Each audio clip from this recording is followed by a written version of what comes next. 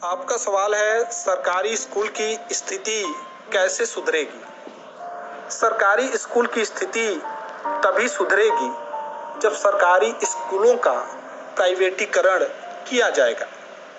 सरकारी स्कूलों को सरकार प्राइवेट बना दे और प्राइवेट बनाने के बाद अच्छे अच्छे पढ़े लिखे टेक्निकल टीचर को उस स्कूल में रखा जाए और जो बंदे बीएड करते हैं, बीएड वाले चपरासी बन सकते हैं, उसके लिए भी इनका एग्जाम होना चाहिए।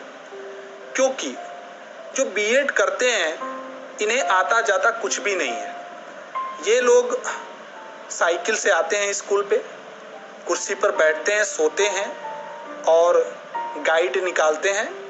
गाइड निकाल के ब्लैक बोर्ड पर सवाल का उत्तर लिख दिए, बच्चे अपनी कॉपी में लिख लिए, काम खत्म। इनको किसी चीज़ से कोई मतलब नहीं है।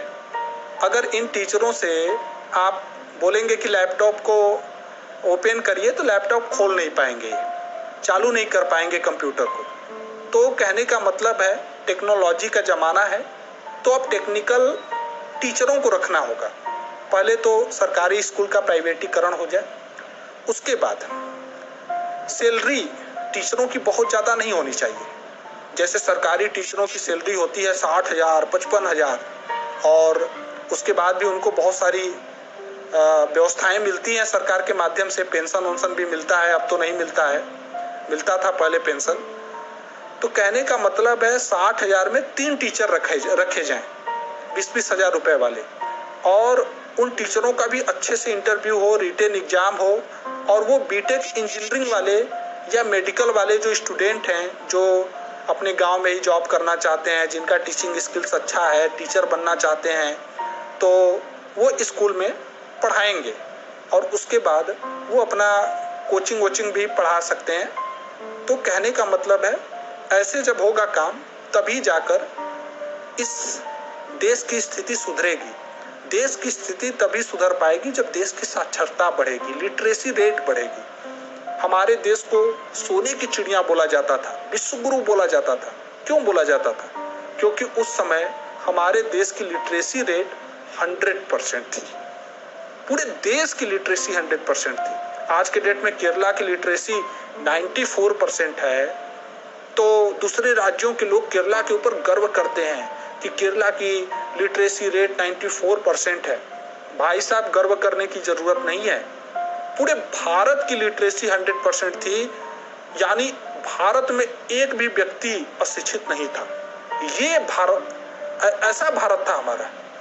तो कहने का मतलब है कि प्राइमरी स्कूल और जो मिडिल स्कूल होता है कक्षा 1 से लेकर 8 तक, ऐसा प्राइवेटीकरण करना चाहिए और उसको गवर्नमेंट ही हैंडल करेगी।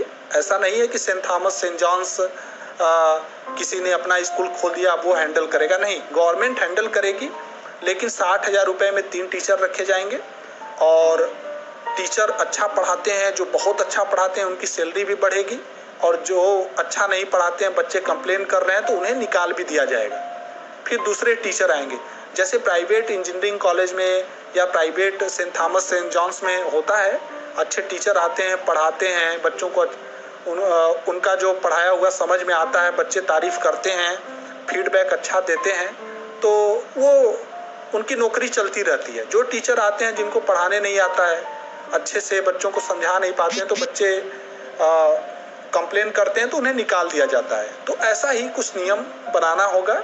और उसके बाद जो गरीब बच्चे हैं, फीस उतना ही होना चाहिए, 5 रुपए 10 रुपए, चाहे गरीब हो चाहे अमीर बच्चे हों, 5 रुपए 10 रुपए ही देंगे, तो उतना ही फीस होना चाहिए।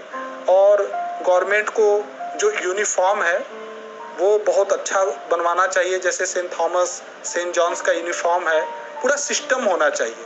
और गरीब बच्चों के लिए थोड़ी बहुत व्यवस्था होनी चाहिए। तो इस तरीके का जब नियम बनेगा तब जाकर इस देश का भला होगा। और जो बीएड वाले लोग हैं इनको चपरासी की नौकरी मिलेगी, कुछ ऐसा प्रावधान करना चाहिए। वो भी रिटेन एग्जाम देने के बाद और इंटरव्यू देने के बाद अगर इनका सिलेक्शन होता है तब वो चपरासी बनेंगे। तो ऐसा कुछ करना होगा। धन्यवाद।